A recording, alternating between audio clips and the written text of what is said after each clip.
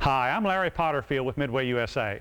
You know, choosing the right height of ring is almost as important as choosing the right scope in the first place, because it'll let you get the optimum performance. Now, scopes come in a lot of different front objective diameters, from something like the 20 millimeter, 32 millimeter, looks like a 40, and a couple of 50s. And the larger that front objective, then the higher the ring you have to have. Now, rings typically are low, medium, and high, and the difference is the amount of web that there is between the bottom of the scope and the bottom of the ring itself. This is a low, here's a medium, and here's a high. Now, most people are going to tell you to use the lowest ring that you can get, consistent with getting the scope, the front of the scope, to clear the barrel.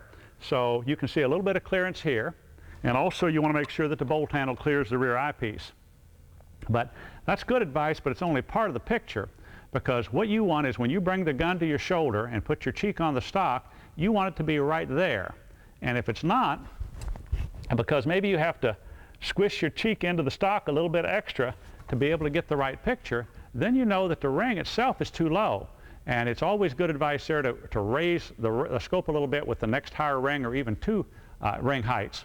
The whole idea is to get the scope so it's right there when you bring the gun to your cheek. So I'm Larry Potterfield with Midway USA. That's the way it is.